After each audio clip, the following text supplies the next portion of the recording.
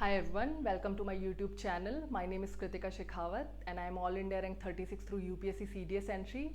I am recommended from 21 SSB Bhopal and 3 FSB Gandhinagar.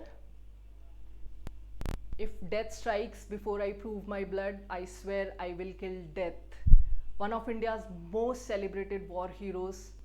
In this video, we will talk about Captain Manoj Kumar Pandey, who was awarded Paramvir चक्र posthumously after Kargil war 1999।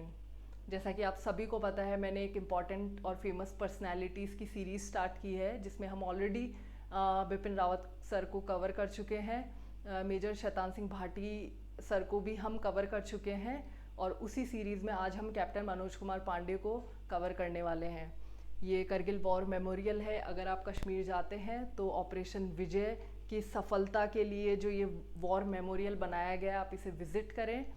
और ये हैं captain Manoj Kumar Pandey.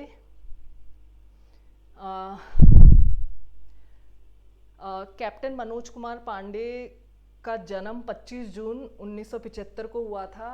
मतलब जब इनका birthday था तब ये बैटलफील्ड में थे। उस टाइम करगिल चल रहा था और इवन अपने बर्थडे के जस्ट 7-8 दिन बाद में ही ये बैटलफील्ड में शहीद हो गए थे।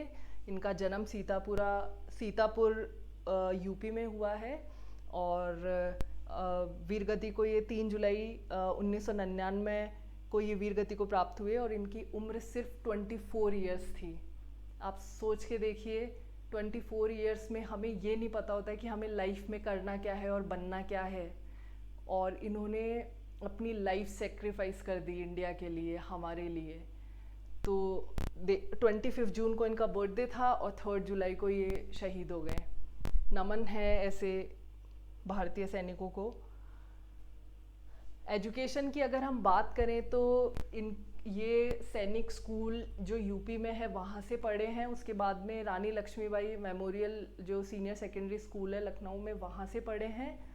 ऑल्सो हम दोनों में जो एक चीज़ कॉमन है वो ये है कि ये भी एनसीसी में थे। जेडी विंग जो होती है, जूनियर डिवीज़न होता है जो स्कूल लेवल पे होता है, उसका पार्ट थे। मिलिट्री करियर की अगर हम बात करें तो इन्होंने एनडीए से अपना मिलिट्री का करियर स्टार्ट किया था। एनडीए वाले एग्ज़ाम को क्लियर करके इन्होंने एनडीए ज्वाइन किया। एसएसबी इंटरव्यू क्लियर करने के बाद, रिटर्न के बाद एसएसबी इंटरव्यू क्लियर करने के बाद ये मेडिकल्स क्लियर करके और एनडीए जो खड़कवासला में है वहाँ पहुँचे। 90th कोर्स था इनका।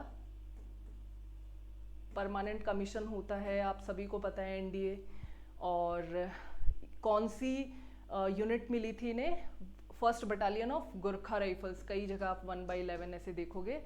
गोरखा राइफल्स के बारे में मुझे बताने की ज़रूरत नहीं, आप सभी को पता है कि एक ऐसी Gorkha regiment, Gorkha rifles, Gorkha word सुनते ही दिमाग में बस तेज तरार और बहुत ही ब्रेव सोल्जर्स आते हैं। गोरखा एक ऐसी रेजिमेंट थी जिसे हिटलर भी चाहता था कि वो उसकी आर्मी में हो, क्योंकि इनसे फास्ट बैटलफील्ड में, इनसे स्मार्ट बैटलफील्ड में और इनसे ज़्यादा ब्रेव बैटलफील्ड में कोई नहीं होता है।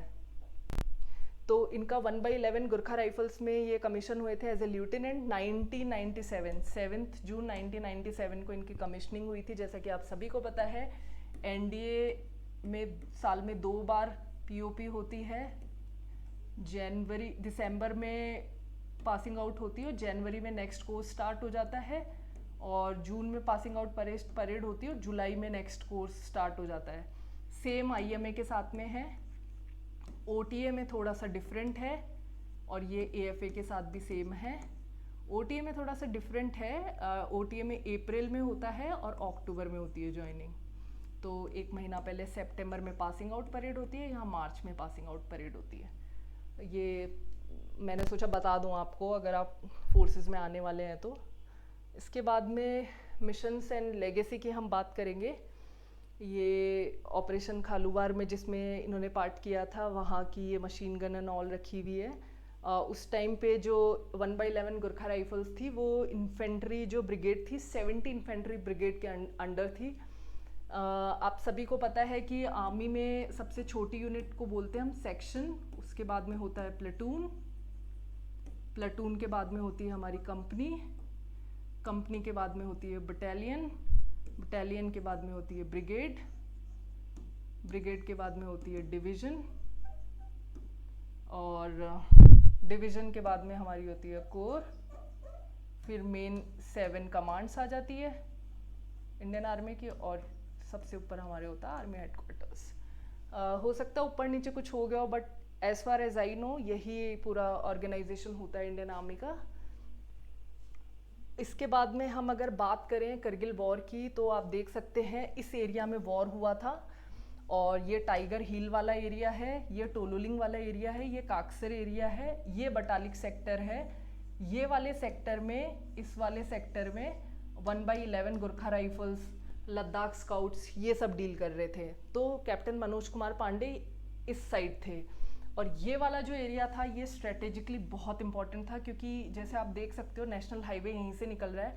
टोलोलिंग कैप्चर करना और टाइगर हिल कैप्चर करना बहुत इंपॉर्टेंट था। तो कैप्टन विक्रम बत्रा हुए, और राइफलमैन संजय कुमार हुए, और योगेंद्र सिंह यादव हुए, जो 3 परमवीर चक्र अवॉर्डीज़ हैं इंडिया के, वो इस एरिया में थे। और हमारे 1 परमवीर चक्र अवॉर्डी जो हैं मनोज कुमार पांडे, वो उस सेक्टर में थे, बटालिक सेक्टर में। तो अगर हम देखें तो आप सभी को पता है कि पाकिस्तानी फोर्सेस जो हैं वो एलओसी में घुस चुकी थी। मुश्को, द्रास, काक्सर और बटालिक सेक्टर, ये मैंने आपको बताया मुश्को वैली है, ये द्रास सेक्टर है, ये काक्सर है, ये बटालिक है। यहाँ पे वो लोग आ चुके थे। स्कर्दू करके एक जगह है इधर पाकिस्तान ऑक्यूपाइड कश्मीर में, जहाँ पे north light infantry, northern light infantry जो है पाकिस्तान फोर्सेस की, उन्होंने अटैक किया था यहाँ से। तो ये वाला एरिया एलओसी पार करके आ गए थे, वो इस तरफ आ गए थे। तो यहाँ पे पाकिस्तानी फोर्सेस इस एरिया में आ चुकी थी, और सभी को टास्क दिया गया था कि किसे क्या करना है। अच्छा, 1/11 गुरखा राइफल्स जो है वो पुणे मूव करने वाली थी। उनकी 1.5 साल की सियाचिन ग्लेशियर की पोस्टिंग कंप्लीट हो गई थी। आर्मी में ऐसे होता है, एक बार आपकी हार्ड पोस्टिंग आती है, एक बार आपकी पीस वाली पोस्टिंग आती है, तो ऐसे चलता है। तो सियाचिन पे यूजुअली 1 से 1.5 साल तक आती है। ये सियाचिन में अपनी पोस्टिंग कंप्लीट करके जा रहे थे, बट भारत माता का बुलावा आ गया कि आपको बटालिक जाना है। तो फिर इनकी यूनिट पुणे की जगह, क्योंकि इनकी peace time location next Pune थी, वहाँ ना जाकर ये लोग बटालिक सेक्टर में पहुँचे, और उस सेक्टर में पहुँचने वाली ये पहली यूनिट थी। क्योंकि सियाचिन ग्लेशियर, पूरी लड़ाई जो थी करगिल वॉर की, सियाचिन ग्लेशियर यहाँ है, और ये करगिल है, यहाँ पे है हमारे बटालिक सेक्टर। ठीक है, तो यहाँ से सबसे पहले 1/11 गुरखा राइफल्स थी जो पहुंची थी। और ये पूरी लड़ाई जो थी, जैसे कि आपको पता है ये नेशनल हाईवे है, उनका यही प्लान था कि ये जो नेशनल हाईवे है, यहाँ से बैठ के इस नेशनल हाईवे पे शेलिंग करना, इसको डिस्कनेक्ट कर देना बेसिकली। श्रीनगर वाला जो एरिया है उसको लेह से अलग करना इनका मेन पर्पस था, ताकि ये कट ऑफ कर पाए सियाचिन ग्लेशियर को भी। यहाँ से सियाचिन को, अगर ये बाई रोड ट्रांसपोर्ट ख़त्म हो जाएगा तो ये सियाचिन से कट ऑफ करना चाह रहे थे, ऐसा उनका पर्पस था पाकिस्तानी फोर्सेस का। तो फिर उसके बाद में यूनिट जो है, उस टाइम यूनिट के सीईओ कौन थे? कर्नल ललित राय। और इन्होंने जो खालूवार एरिया, कुकरथाम वाला जो एरिया है, जो पूरा बटालिक सेक्टर में है, उसकी पूरी रिस्पॉन्सिबिलिटीज़ जो हैं वो 1/11 गुरखा राइफल्स पे थी, और उनके सीईओ थे उस टाइम कर्नल ललित राय। और उन्होंने अपने अलग अलग प्लेटून्स बनाई और अलग अलग ऑफिसर्स को अलग अलग टारगेट दिया।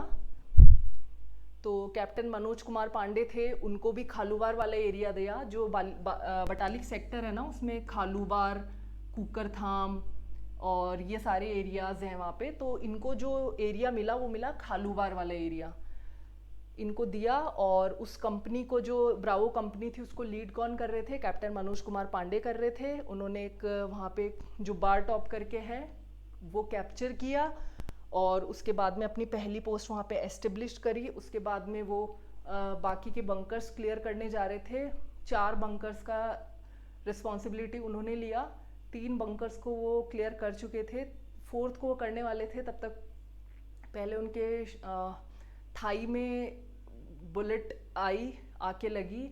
उसके बाद में उनके बिल्कुल यहाँ सेंटर में हेड में आके बुलेट लगी, बट स्टिल शहीद होने से पहले वो अपना काम करके चले गए थे।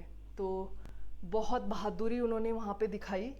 और बटालिक सेक्टर में अगर खालूबार नहीं आता तो बटालिक सेक्टर पे हमारा कंट्रोल होना मुश्किल था, बट कैप्टन मनोज कुमार पांडे ने वो काम भारतीय सेना के लिए आसान किया। इसके बाद में जो कैप्टन मनोज कुमार पांडे जुब्बार टॉप उन्होंने क्लियर कर दिया था, वहाँ अपना पहला पोस्ट दिया, क्योंकि खालूबार वाला एरिया इनको पूरा क्लियर करना था और बटालिक अपने हाथ में लेना था। उसके बाद में फिर उन्होंने पहलवान चौकी 19,700 फीट, आप सोच के देखिए क्या हाइट होगी और कितनी ठंड वहाँ पे होगी, वो क्लियर किया। और उसके बाद में उन्होंने बाकी के बंकर्स भी क्लियर किए। और जय महाकाली अयो गोरखाली, ये इनका बैटल क्राई होता है गोरखा राइफल्स का, वो बोलते हुए ये आगे बढ़े और 24 ईयर्स ऑफ एज में ये शहीद हो गए। 24 ईयर्स ऑफ एज में, मतलब आप और मैं सोच भी नहीं सकते 24 ईयर्स ऑफ एज में इंसान को होश नहीं होता है करियर का कि क्या करना है, कैसे आगे बढ़ना है। और इन्होंने फौज ज्वाइन करके हमारे लिए इतना बड़ा सेक्रीफाइस दे दिया। तो इनकी याद में यूपी स्कूल ने जो अपना मेन गेट और असेंबली हॉल है वो इनकी याद में इनके नाम पे रखा है। और नेशनल डिफेंस एकेडमी का जो साइंस ब्लॉक है उसको मनोज पांडे ब्लॉक कहा जाता है। एक और असेंबली हॉल है सैनिक स्कूल में, जहाँ पे इनकी एजुकेशन कंप्लीट हुई थी सैनिक स्कूल में। जैसे कि आपको पता है तो टेक्निकली ये जो असेंबली हॉल है ना ये इन्हीं के नाम पे है। तो ये वाला जो असेंबली हॉल है सैनिक स्कूल लखनऊ में वो इन्हीं के नाम पे कर दिया गया। इसके अलावा इलाहाबाद में भी हमने जब मैं गई थी एसएसबी देने तो वहाँ पे एक सर्विस सिलेक्शन सेंटर जो इलाहाबाद है वहाँ पे भी एक हॉल है जिसका नाम मनोज पांडे ब्लॉक है। और अगर आप एसएसबी इंटरव्यू देने जाते हो, सीडीएस एग्ज़ाम क्लियर हो जाता है और आपका सेंटर इलाहाबाद आता है तो आप मनोज पांडे ब्लॉक में ही जाओगे। वहाँ पे उस हॉल का नाम मनोज पांडे ब्लॉक है। और करगिल वॉर म्यूज़ियम जो बनाया है, पूरा मेमोरियल जो बनाया है द्रास सेक्टर में, उसमें एक गैलरी है, उसका भी नाम इनके नाम पे रखा गया है। और रानी लक्ष्मीबाई स्कूल से जहाँ से वो पढ़े थे वहाँ पे भी एक ऑडिटोरियम है जिसका नाम इनके नाम पे रखा गया है। अच्छा, एक बहुत इंटरेस्टिंग सी स्टोरी है। जब इनका एसएसबी इंटरव्यू हो रहा था, आप सभी को पता है कि आईयू आपसे पर्सनल इंटरव्यू के टाइम ज़रूर पूछेगा why do you want to join the army. मुझसे भी पूछा गया था, मेरे साथ में और भी जो कैंडिडेट्स थे उनसे भी पूछा गया था, और सबका जवाब अलग होता है। सबका जवाब अलग होता है। कैप्टन मनोज कुमार पांडे ने जवाब दिया I want to win the Paramvir Chakra. सोचिए, और उनको परमवीर चक्र मिला, बट वो वहाँ प्रेजेंट नहीं थे उसे रिसीव करने के लिए unfortunately. But yes, why do you want to join the army, he said I want to win the Paramvir Chakra and he did. But unfortunately वो हमारे बीच में नहीं थे इसको रिसीव करने के लिए। अगर आपको मनोज कुमार पांडे के बारे में पढ़ना है तो आप रचना मैम की बुक पढ़ सकते हैं, द ब्रेव। मुझे लग रहा है सबसे ज़्यादा प्रमोट इस बुक को मैं ही कर रही हूँ। बट 21 पीवीसी जो इंडिया में अभी तक मिले हैं उन सभी वॉर हीरोज़ की स्टोरी इसमें है, आप ये बुक पढ़ सकते हैं। प्लीज़ हमारे चैनल को लाइक एंड सब्सक्राइब कीजिए। We are new to this platform. और अगर आपको किसी पर्टिकुलर वॉर हीरो की स्टोरी कवर करवानी है तो आप कमेंट सेक्शन में लिख सकते हैं। प्लीज़ सपोर्ट कीजिए। Thank you. जय हिंद।